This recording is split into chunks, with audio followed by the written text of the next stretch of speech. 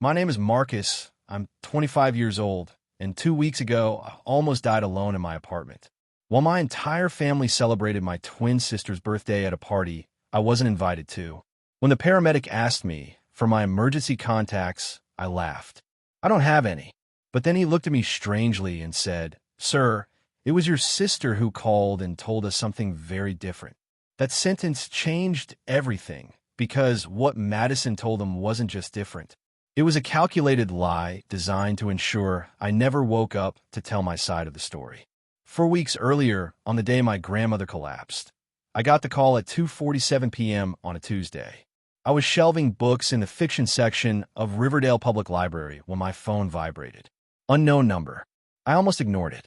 "Mr. Crawford, this is Mercy General Hospital. Your grandmother, Dorothy Crawford, was brought in by ambulance. She's suffered a stroke." The floor gave way beneath my feet. I don't remember grabbing my coat. I don't remember driving. I only remember running through those sterile white hallways until I found her room. Grandma looked so small in that hospital bed. Tubes everywhere, monitors beeping steadily. Her silver hair spread across the pillow like a halo she'd earned after 78 years of kindness. I pulled a chair close and took her hand. It was cold. Still, I held it. She was the only one who'd ever held mine. Every Sunday for the past 6 years, I'd driven 40 minutes to her house. We'd make lemon cookies. She'd tell me stories about Grandpa. She'd ask if I was eating enough, sleeping enough, living enough. "You remind me of him," she'd say. "You love quietly, Marcus, but you love deeply. Don't let anyone tell you that's weakness." My mother never visited. Too busy. Madison never visited. Too important. But I came every single week. The doctor appeared in the doorway, young, tired, clipboard in hand. "She's stable for now," he said, "but she's in a coma. We don't know when or if she'll wake up." I nodded, unable to speak. "Is there any family we should contact?" "I'll call them," I managed. I sat there alone for 30 minutes before anyone else arrived. 30 minutes holding her hand, whispering that I was there, that she wasn't alone. I didn't know then that I'd be the one who ended up alone. The click of heels announced my mother's arrival before I saw her. Catherine Crawford swept into the room like she owned it. Designer bag, hair impeccable, face arranged into what she'd probably practiced as a concerned daughter. Madison came behind her, phone in hand, already texting someone. My twin sister. Same face, same birthday, completely different life. Dad came last. Richard Crawford, quiet as always. He looked at me, then looked away. "How long have you been here?" Mom didn't hug me. Didn't ask if I was okay. About 30 minutes. She brushed past me to stand beside Grandma's bed, observing the monitors like she understood them. "Did the doctor say anything about her prognosis?" "She's in a coma. They don't know when she'll wake up." Madison finally looked up from her phone. "Oh, you're here. Thought you'd be too sick to come." The words hit like a slap, delivered with a sweet smile, of course. Madison's specialty. "I'm fine. Are you?" She tilted her head. "You look tired. Pale. Should take better care of yourself." My mother cut in before I could respond. "Marcus, go get coffee for us. We need to speak with the doctor privately." I stood there for a moment, waiting for Dad to say something. He didn't, so I left. But I didn't go far. I stopped just outside the door, pretending to check my phone. Through the crack, I heard my mother's voice. Low, urgent. Did she say anything about the will? My blood ran cold. Grandma was lying there possibly dying, and my mother's first concern was money. I walked to the vending machine with shaking legs. I didn't know it then, but that question would cost them everything. My apartment that night felt smaller than usual. 600 square feet, one bedroom, a kitchen the size of a closet. I decorated it with thrift store finds and plants I talked to when I felt lonely. Madison's downtown loft had floor-to-ceiling windows and a doorman who knew her name. I sat on my secondhand sofa, staring at my phone. The family group chat was active for the first time in months. "Mom, family meeting tomorrow 10 a.m. at my house regarding mother's care." "Madison, I'll be there. Already cleared my schedule." Nobody asked if the time was convenient for me. Nobody ever asked. I scrolled through old messages. Months of silence, then occasional photos of Madison's achievements. Her promotion, her boyfriend, her weekend trips. I wasn't in any of them. I opened my nightstand drawer, the one where I keep important things. My passport, birth certificate, and a letter. The envelope was yellowed, the handwriting shaky. Grandma had given it to me 3 years ago during one of her Sunday visits. "Keep this safe," she'd said. "Someday, when I'm gone, a man named Mr. Bennett will find you. He's my lawyer. He'll explain everything." I'd asked what she meant. She just smiled and changed the subject. I never pushed. Maybe I should have. I read the letter again now, searching for clues. "My dear Marcus, if you're reading this, things have probably gotten complicated. I want you to know that I see you. I've always seen you, and I've made sure you'll be taken care of, no matter what your mother tries to do. Trust Mr. Bennett. He knows the truth. With all my love, Grandma." I folded it carefully and put it back. Who was Mr. Bennett? And what truth was Grandma hiding? I arrived at Mom's house exactly at 10 a.m. The living room was already arranged like a courtroom. Mom in the armchair, her throne. Madison on the love seat, legs crossed, coffee in hand. Dad in the corner, invisible as always. I sat in the only remaining spot, a wooden dining chair someone had dragged in. Uncomfortable, probably on purpose. "Now that we're all here," Mom began, "we need to discuss Mother's care. The hospital is asking about medical power of attorney." "I can do it," I said. "I visit her every week.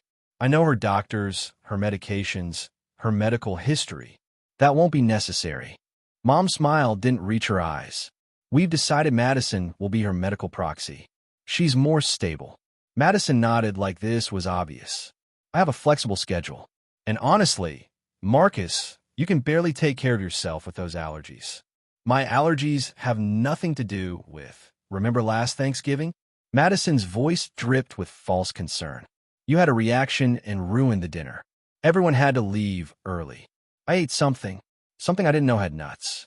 "That wasn't the point Mom interrupted. "We need someone reliable." "It's decided." I looked at Dad. He was studying his shoes. "Fine." The word tasted like ash. "Good." Mom stood up. "Meeting over." "Oh, and Madison's birthday party is next Saturday. It'll be small. Just family." I waited. Nothing. Madison caught my eye and smirked. "Just a little." "Enough." "What about my birthday?" I asked. "It's the same day." Mom waved her hand. "You never liked parties anyway. All that food you can't eat. It's easier this way." I drove home in silence. 25 years of being the afterthought. 25 years of being the difficult one. I was tired. So tired. But I didn't know yet that being tired was the least of my problems. The package arrived Friday night. I was making dinner, simple grilled chicken and steamed vegetables, nothing that could trigger a reaction, when the doorbell rang. No one was there, just a pink box on my doormat tied with silver ribbon. I brought it inside, confused. I checked the card.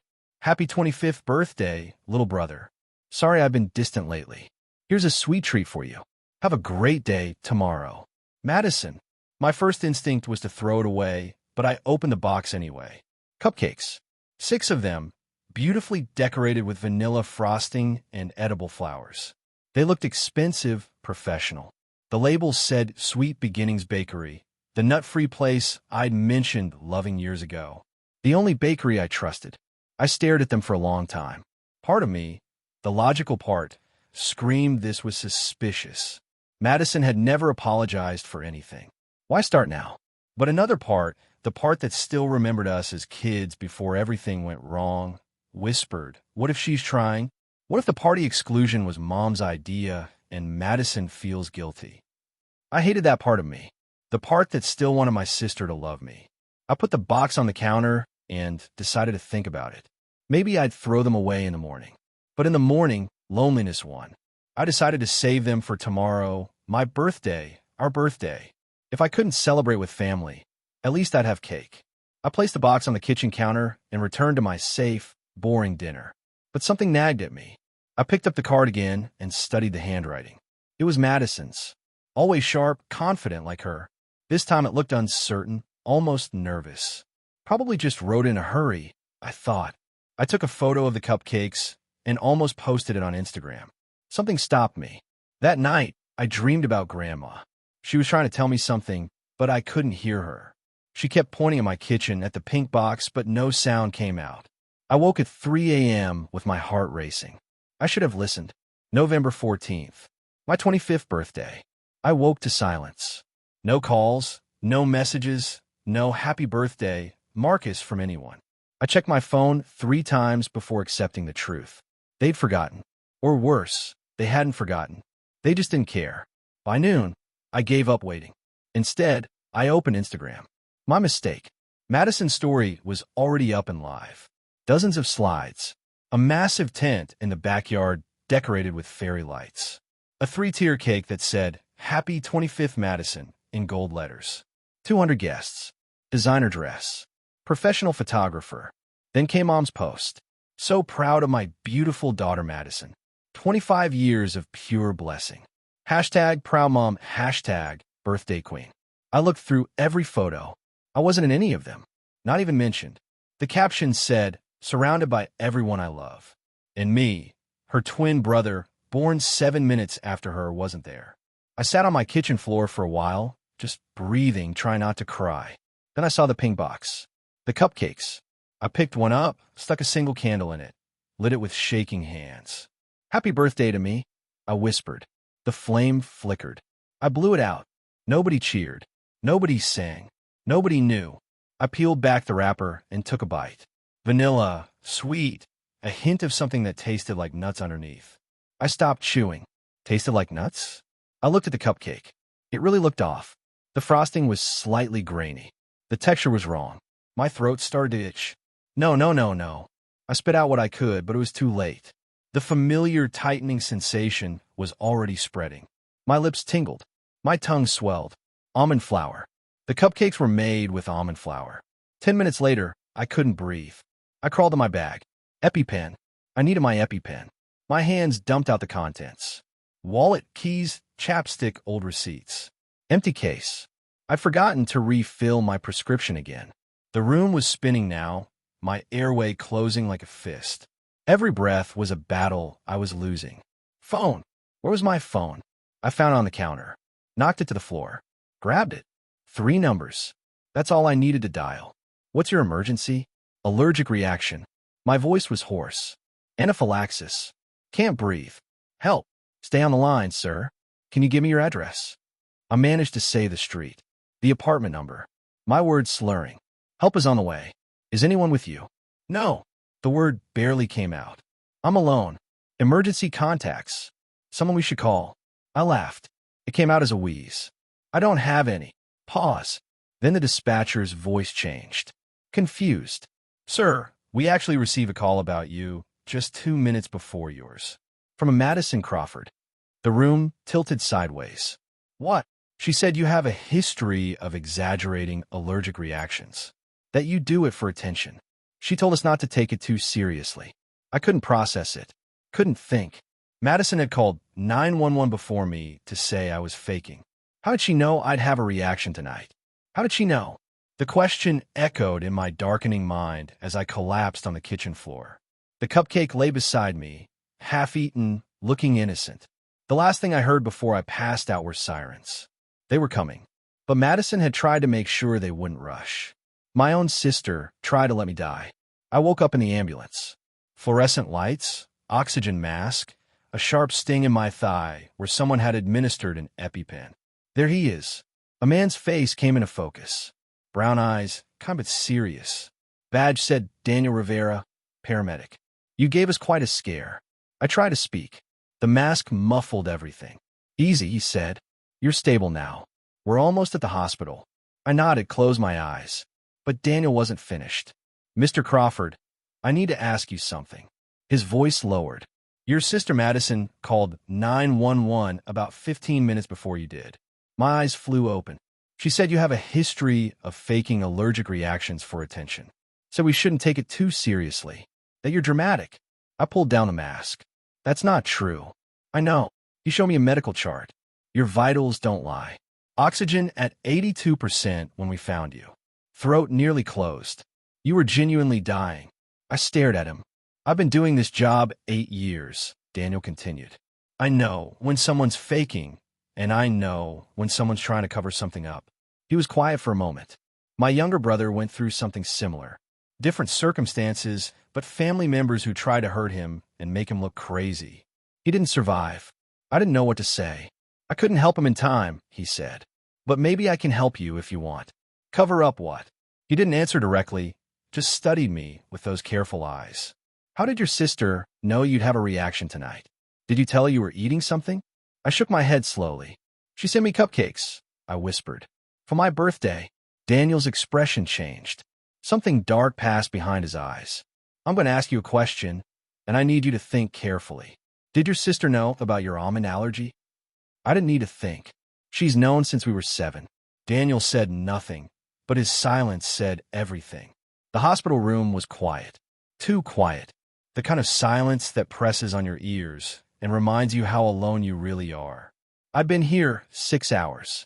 No visitors, no phone calls. My family was probably still at Madison's party, toasting her health, her success, her everything. Meanwhile, I'd almost died on my kitchen floor. My phone buzzed. Unknown number. I almost ignored it. Almost ignored the hospital call about Grandma, too. Something told me to answer this time. Mr. Marcus Crawford? A male voice. Professional. Measured. Yes. My name is Richard Bennett. I'm your grandmother's attorney. I sat up too fast, winced as the 4 pulled at my arm. Mr. Bennett. From Grandma's letter. A pause. She told you about me? She gave me a letter 3 years ago. Said you'd find me when the time came. The time has come. His voice was kind but urgent. I learned of your hospitalization through a contact at Mercy General. Your grandmother is there too. I understand. He paused. Mr. Crawford, we need to talk tonight if possible. I'm not exactly in condition to go anywhere. I'll come to you. I have something, a document your grandmother prepared before her stroke. She asked me to deliver it personally if certain things happened to her. Another pause. Or to you. My heart raced. What kind of document? I'd rather explain in person. May I come by tomorrow morning? I agreed. What else could I do? After hanging up, I pulled out Grandma's letter from my bag. I always carried it with me. Read it again. Trust Mr. Bennett. He knows the truth. Tomorrow, I'd finally learn what that truth was. But that night, I lay awake staring at the ceiling, thinking about how my own sister could do this, and scarier still, what she might do next. Madison arrived at 9 a.m. the next morning. She swept into my room with a bouquet of white lilies. Ironic, since those are funeral flowers. And tears were already streaming down her face. Oh my God, Marcus. She rushed to my bedside, clutching my hand. I was so worried when I heard you had another reaction. I called 911 immediately. Behind her came Mom, Dad, and 2 aunts I barely recognized. The show had begun. We were so scared, Mom said, dabbing at eyes that were still dry. Thank God Madison thought to call. Aunt Patricia, Mom's sister, patted Madison's shoulder. You're such a good sister. Always looking out for him. I watched all their faces. The concerned expressions, the compassionate head tilts. None of them had texted me on my birthday. Not one. He's always been dramatic about his allergies, my mother told the nurse who came to check my vitals. Ever since he was little, we try to help him manage it, but it's a medical condition, the nurse said dryly. He almost died. Mom waved her hand. Well, yes, but he's fine now. Madison squeezed my hand. We tried to include you at the party, Marcus. I told Mom you should come, but you said you weren't feeling well. Remember? I'd said no such thing because nobody had invited me. Aunt Patricia leaned forward. Honey, you need to take better care of yourself. Can't keep scaring the family like this. I wanted to scream. Throw the flowers in Madison's face. Asked why she called 911 to say I was faking before she even knew I needed help. But I didn't. Not yet. Instead, I said, thanks for coming, everyone. And I saw Madison smile falter for just a second, when she realized I wasn't going to play along. They left after an hour. Duty done. Conscience clear. I waited until the hallway was empty. Then I texted Daniel. He'd given me his number before I was admitted. Said to reach out if I remembered anything important. I'd remembered something.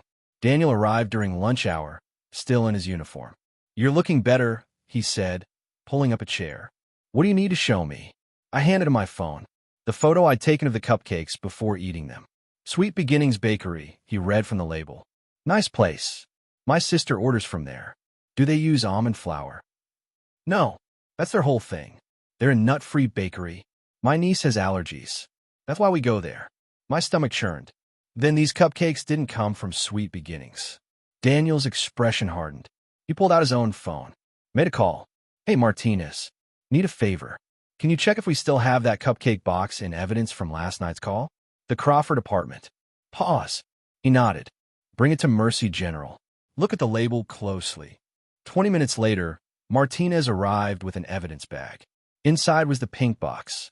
Daniel pointed to the corner of the label. See this? The edges are peeling. There's another label underneath.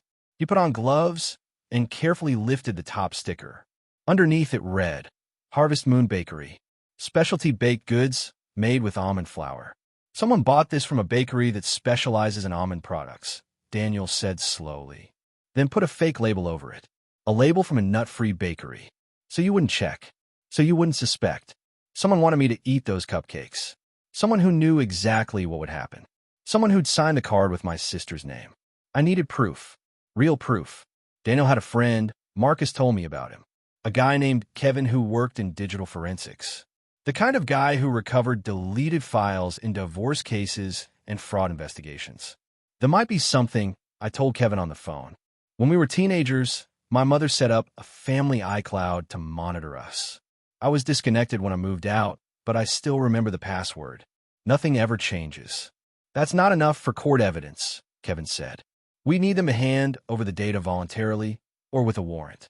What if I still have access? What if I was never technically removed, just forgotten? A pause.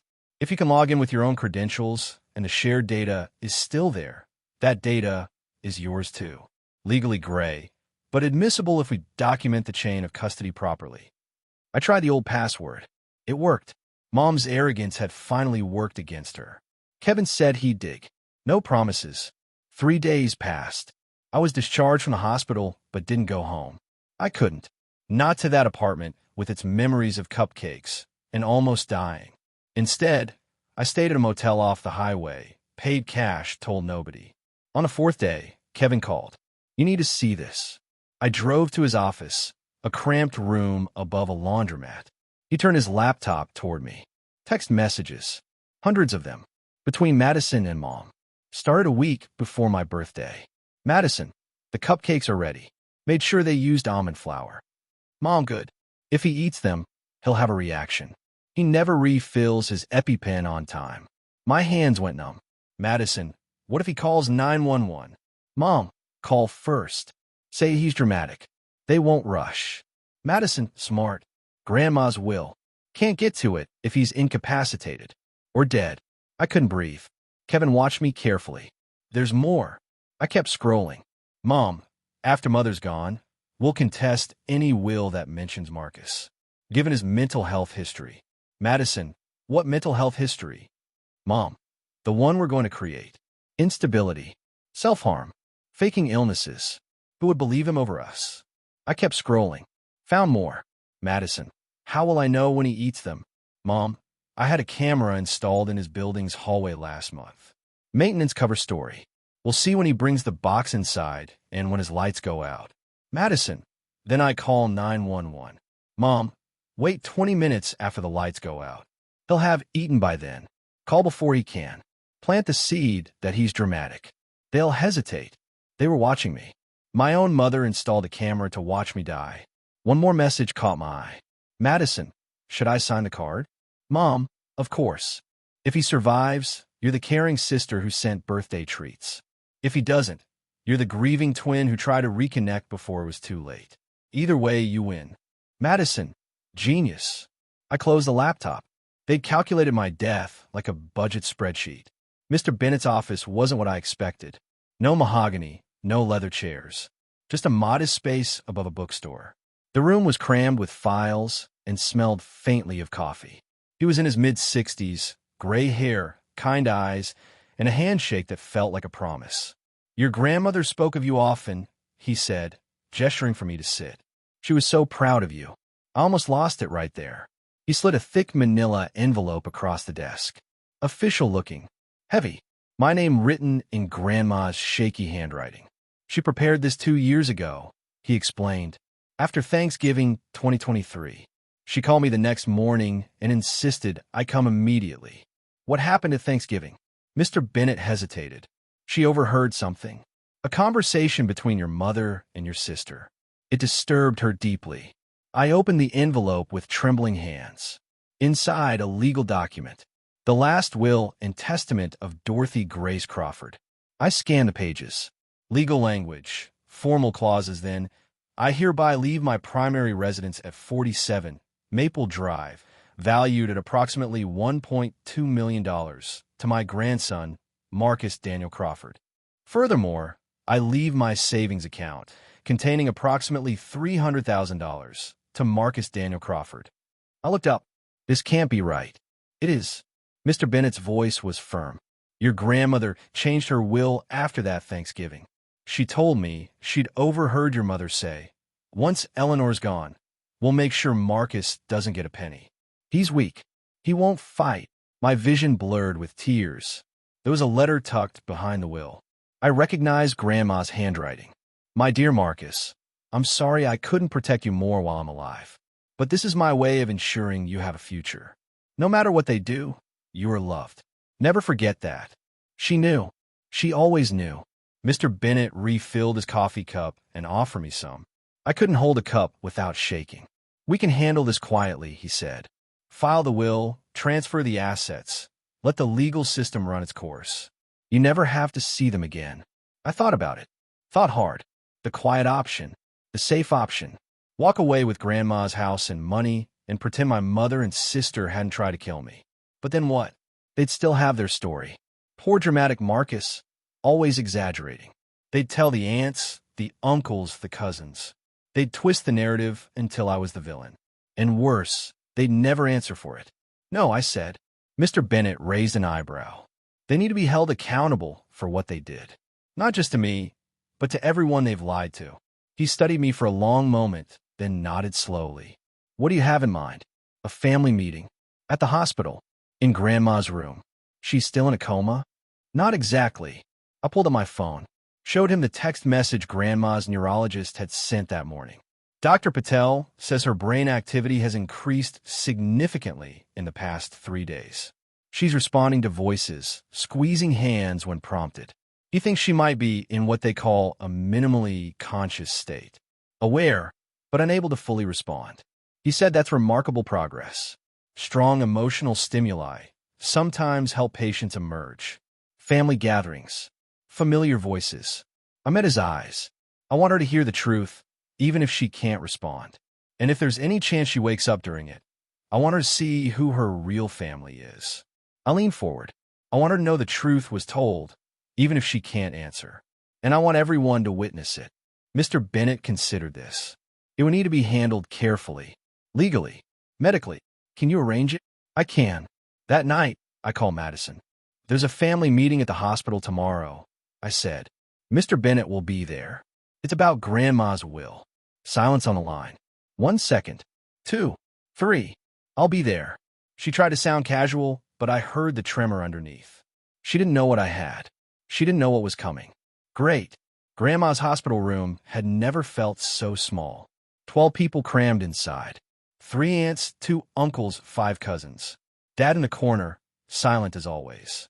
And at the center, Mom and Madison, dressed in black like they were already at a funeral. Grandma remained still in the bed. The monitors beeped their steady rhythm, but faster than before. I noticed. The nurse told me her vitals had been elevated all morning, like she knew something was happening. Well, I come in earlier and said, "I'm here, Grandma." Her hand had twitched slightly, but I saw it. She was fighting to come back to us.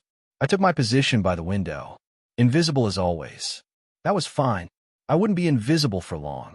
Mr. Bennett stood at the foot of Grandma's bed, leather folder beside him. Mom spoke first. "Thank you all for coming. As you know, my mother's condition is critical. Madison, as her medical proxy, will be making necessary decisions about her care going forward." Madison nodded gravely. The perfect picture of a responsible granddaughter. "We should also discuss her estate," Mom continued, "to ensure a smooth transition when the time comes." Uncle Robert, Mom's brother, shifted uncomfortably. "Catherine, Eleanor's not gone yet. I know that. I'm just being practical. Mr. Bennett cleared his throat. Actually, he said, I'm the one who called this meeting. The room went silent. I'm Eleanor's attorney. I've handled her legal affairs for 23 years. He pulled out a thick envelope from his folder. And there's been a development that changes everything. Mom's composure cracked. Just a hairline. What development? Your mother left specific instructions. A will prepared 2 years ago with explicit conditions about how it should be read. Madison's voice was too bright. We're aware of Mother's will. Madison and I are the primary beneficiaries. You're aware of a will, Mr. Bennett corrected. But not this one. The room fell silent. For the first time in my life, I wasn't invisible. Everyone was staring at the envelope in his hands. Mr. Bennett opened it slowly, deliberately. I, Dorothy Grace Crawford, being of sound mind, do hereby revoke all previous wills and powers of attorney. Mom's face went white. He continued, I leave my primary residence located at 47 Maple Drive to my grandson, Marcus Daniel Crawford. I leave my savings account to Marcus Daniel Crawford. Madison shot to her feet. That's impossible. Miss Crawford, please sit down. This is fraud. Marcus manipulated her. The will was signed and notarized 2 years ago. It was witnessed and authenticated by 2 independent experts. It is legally binding. I looked at Dad. He was staring at the will, face pale. You knew, he whispered. Not to me. To Mom. You told me Eleanor changed her will to include Madison equally. You lied. Mom's eyes flashed. Richard, not now. All these years. All these lies. His voice cracked. Well, don't I know? Mom found her voice. Mother was clearly confused. She had moments of dementia. She underwent a cognitive evaluation a month before signing. The results are attached. She was perfectly lucid. Aunt Patricia looked between my mother and me. Catherine, did you know about this? Of course not. This is obviously some kind of mistake. Cousin James spoke up. Wait, why would Grandma leave everything to Marcus? I thought Catherine and Madison were handling her affairs. Excellent question, Mr. Bennett said. He pulled out a second document. Your grandmother included a letter explaining her decision. She requested it be read aloud to the family. No. Mom's voice was sharp. That won't be necessary. I'm afraid it is. Mr. Bennett looked at me. Mr. Crawford, your grandmother wanted you to decide. All eyes in the room turned to me. I stood by the window, my hands steady for the first time in days. Read it, I said. Madison looked at Mom. Something passed between them. Panic, desperation, guilt, maybe all 3. Mom's composure shattered completely. Mr. Bennett, I really must insist. The letter, please, I repeated. And the room fell silent. Mr. Bennett unfolded Grandma's letter. The paper trembled slightly in his hands. Thanksgiving 2023, he began reading. I heard my daughter Catherine say to Madison, when I'm gone, we'll make sure Marcus doesn't get a penny. He's weak. He won't fight. Gasps rippled through the room. He continued. That day, I knew I had to protect my Marcus. He's the only one who visits me because he loves me, not because he wants something in return. Mom was shaking her head. Mother was confused. She heard wrong. I'm not confused. Mr. Bennett's voice grew stronger, echoing Grandma's words. Catherine spent 30 years resenting Marcus because Marcus reminds me of my beloved husband. Madison spent her life learning cruelty from her mother. I watched. I stayed silent. I was a coward. Tears streamed down my face, but I didn't wipe them away. But I won't be silent anymore. Marcus deserves better than the family he was born into. So I'm giving him a chance at a real life. I pray he uses it well. Mr. Bennett lowered the letter. Uncle Robert turned to Mom. Catherine, is this true? Of course not. Mother was senile. She wasn't senile. I stepped forward. And she wasn't wrong. All eyes now on me. You want to know why Grandma cut you out of her life? Because she knew what you were capable of. I pulled out my phone, and I found out too. 2 weeks ago, Madison's face went pale. Text messages between you and Mom. Planning to send me cupcakes made with almond flour. Planning to call 911 before I could, to tell them I was faking. Those are fake. Madison screamed. They're authenticated by a digital forensics expert. Timestamps, metadata, everything. The chain of custody is documented. Aunt Patricia's hand flew to her mouth. You try to kill your own brother? The room exploded into chaos. I read the messages aloud. Every single word. The cupcakes are ready. Made sure they used almond flour. If he eats them, he'll have a reaction. He never refills his EpiPen on time. What if he calls 911? Call first. Say he's dramatic. They won't rush. The room was pandemonium. Cousins whispering, aunts crying.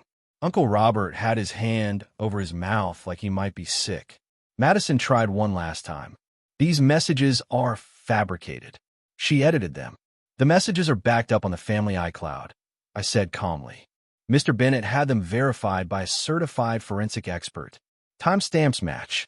Metadata is intact. Chain of custody is documented. She's lying. I'm not asking you to believe me. I looked around the room at all the shocked faces. I'm asking you to believe the evidence. Mom hadn't moved, hadn't spoken since the messages were read. Her perfectly coiffed hair now seemed inappropriate, obscene against what she'd done. Aunt Patricia walked toward me. She took my hands in hers. Marcus, she whispered. I'm sorry. I believed them for years. I believed everything they said about you. I nodded. Couldn't speak. Uncle Robert crossed the room to stand beside me. I defended you for 20 years, Catherine. I told everyone Haley was exaggerating. I believed you. Mom finally looked up. Robert, please, enough. His voice broke. It's over. Madison was still crying, but the tears looked different now. Not sadness. Not remorse. Fear. She grabbed Mom's arm. We should go. They started toward the door. Then a voice. Weak, barely audible, but unmistakable. Catherine. Everyone froze. Grandma's eyes were open. The room went completely silent. Grandma's monitors started beeping faster. A nurse rushed in, checked her vitals, stepped back in shock. She's awake, the nurse breathed. She's awake. Grandma's eyes traveled slowly around the room. Stopped on Mom. Stayed there. Mother. Mom's voice broke. Mother, you're awake. Let me explain, I heard. Grandma's voice was barely a whisper, but in that silent room, it thundered. I heard everything. Mom moved closer. You don't understand. Marcus has been manipulating you for years. He's not who you think. Stop. One word. Grandma said one word, and Catherine froze mid-step. I protected you your whole life. Grandma's chest rose and fell with effort. I excuse your jealousy, your cruelty. I told myself you'd grow out of it. Mother, but you tried to hurt my Marcus. Grandma closed her eyes for a moment. When she opened them, they were hard as steel. You are no longer my daughter. Catherine made a sound, something between a sob and a scream. Madison rushed forward. Grandma, please. We didn't mean I held you when you were born. Grandma's gaze shifted to Madison. I thought you'd have your grandfather's kindness. I prayed you wouldn't become like your mother. A single tear rolled down her weathered face. I was wrong. Madison stumbled back, her face crumbling. Grandma turned her head. Found me. Come here, sweetheart. I walked to her bedside on shaking legs. Took her hand. It was warm this time. Alive. I'm sorry I couldn't protect you sooner, she whispered. But you protected yourself. You don't need them. I know, Grandma. Promise me. I promise. Behind me, I heard the door open. Close. Catherine and Madison had left. But the damage they'd caused wouldn't disappear. Not yet. The room slowly emptied after that. Uncles and aunts left in pairs, murmuring apologies as they passed me. My cousin James squeezed my shoulder. My cousin Michelle hugged me so tight I couldn't breathe, but this time in a good way. Dad stood near the door. Marcus. His voice was thin, defeated. I'm sorry. I looked at him. Really looked at him for the first time in years. The man who never defended me, never spoke up, never chose me over his wife's cruelty. I know you are. I should have chosen you. Yes, you should have. He nodded. Couldn't meet my eyes. I'm filing for divorce, he said quietly. Whatever she did, whatever they did, I can't, he trailed off. That's between you and her. He left without saying anything more. The nurse came back to check on Grandma. Said she needed a rest. The emotion had been too much. I sat beside her bed, holding her hand, watching her drift back to sleep. But this sleep was different. Healing, not hiding. She'll need rehabilitation, the doctor told me afterward. Speech therapy, physical therapy. It's going to be a long journey. I'll be here. I can see that. He smiled. The first genuine kindness I'd felt from a stranger in weeks. She's lucky to have you. Lucky. Funny word. I didn't feel lucky. I felt empty, exhausted, like I'd climbed a mountain only to discover another one waiting. But also, and this was new, I felt free. No more pretending. No more smiling through cruelty. No more waiting for them to love me if I just tried harder. They'd show me exactly who they were. And for the first time in my life, I believed them. 2 weeks later, the consequences arrived. Detective Maria Santos from Riverdale Police Department called me on a Tuesday. Mr. Crawford, based on the evidence you provided, the text messages, the forensic report, and the medical records, charges are being filed against Madison Crawford for reckless endangerment and intent to cause bodily harm.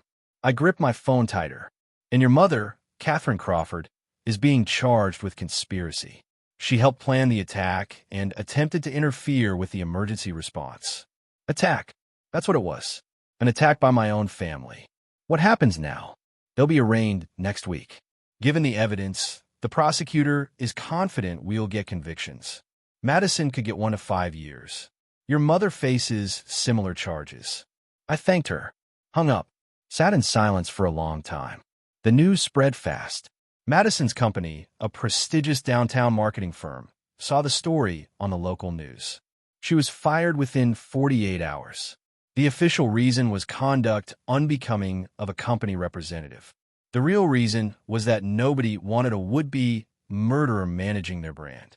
Catherine's country club friends stopped calling. The charity board she sat on quietly removed her name. Invitations dried up. Lunches were canceled with vague excuses. And Dad, quiet passive Dad, filed for divorce. He moved to a hotel, then an apartment, and then, slowly, started calling me. I don't expect forgiveness, he said during one call. I know I failed you. You did. I just want you to know. I see it now. What they did. Why let them do. Seeing isn't the same as preventing. No. His voice cracked. It's not. I didn't say I forgave him. I wasn't sure I ever would. But I didn't hang up either. Progress, I guess. Slow and uncertain like everything else. The first time I entered my grandmother's house as its owner, I cried. Not tears of sadness. Not anger. Something else entirely. Relief, maybe. Or disbelief. The house at 47 Maple Drive was a Victorian revival. White clapboard, blue shutters, a wraparound porch where Grandma used to drink sweet tea and watch the sunset. I'd spent every summer here as a kid, back when Mom tolerated me, before Madison became her favorite and I became the ghost. I walked through every room slowly. The kitchen still smelled like lemon cookies. The living room still had Grandpa's armchair by the window, untouched since he died 15 years ago. Upstairs, in Grandma's bedroom, I found a shoebox in the closet. Inside, every drawing I'd ever made for her, every poem I'd written, every birthday card since I was 5. She kept everything. I sat on her bed and cried until I couldn't breathe. Daniel showed up that night. We'd been talking more since the hospital. He'd become something I didn't expect. A friend. Maybe more in the future, but no rush. How does it feel, he asked, having a place that's just yours? I looked around the porch at the swing where Grandma and I had spent countless hours. Like I finally belonged somewhere. He smiled. Didn't say anything else. Didn't need to. Later that night, I hung a picture on the living room wall. Me and Grandma at her 75th birthday party. The only photo where we're both laughing. I traced the outline of her face with my finger. I'll take care of it, I whispered. I promise. Outside, the sun set over Maple Drive. Golden light through old windows, the smell of wood and memory and home. For the first time in 25 years, I wasn't an afterthought. I was exactly where I was meant to be. Madison's message came a month later. Can we talk? I want to apologize. Please. I stared at my phone for a long time. Part of me wanted to ignore it, block her number, pretend she didn't exist. But another part, the part that still remembered sharing a womb with her, sharing birthdays, sharing the same face, that part needed to say something. I typed carefully, edited 3 times, then pressed send. Madison, I don't hate you. Hate takes energy I don't want to waste on you. But I don't trust you, and I don't want you in my life. This isn't revenge. It's a boundary. Please respect it. Then I blocked her number. Mom never reached out. I guess she was too proud. Or maybe her lawyers told her not to. Either way, the silence was a gift. Dad called once a week. We talked about mundane things. The weather. His new apartment. How Grandma was doing in rehab. Small steps towards something that might never fully heal. I should have fought for you, he said one night. Every time they excluded you, I should have said something. Yes, I was a coward. You were. I paused. But at least you're honest about it now. Grandma was making progress. Her speech was coming back. So was her stubbornness. You're stronger than they ever imagined, she told me during my last visit. I learned from you. She squeezed my hand. I'm proud of you, Marcus. Not for getting the house. Not for the money. But for standing up. For setting boundaries. That's the hardest part of all. I was finally learning how. I'm sitting on the porch of my grandmother's house, my house now, watching the sunset. It's been 3 months since my birthday. 3 months since I almost died alone on my kitchen floor. 3 months since I discovered what my family was really capable of. Madison's trial is next month. Mom's is the week after. I'll have to testify. I'm not looking forward to it, but I'm not afraid either. My birthday's coming around again. 26 years old. I'm throwing a party. Small. Daniel will be there. Some friend from the library. Aunt Patricia and Uncle Robert, who've been surprisingly supportive. And of course, Grandma. She insists on coming. Walker and all. You're not stopping me, she said. I've missed too many of your birthdays. There won't be 200 people. There won't be professional photographers or a 3-tier cake. But everyone who comes will actually want to be there. That's the difference. My phone buzzes. Daniel's name on the screen. Hey, I know it's early, but would you want to have dinner sometime? As friends, or maybe something more, whatever you're comfortable with. I smile for the first time in what feels like forever. It doesn't hurt. I type back, dinner sounds perfect. Then I set down my phone and watched the last light of day disappear over Maple Drive. Here's what I learned. Family isn't just blood. It's who shows up when you're dying on your kitchen floor. It's who fights for you when you can't fight for yourself. And sometimes the best revenge isn't revenge at all. It's building a life so good they become irrelevant. I'm not invisible anymore. I'm not the afterthought. I'm not the difficult one. I'm not the ghost. I'm Marcus, and I'm finally home.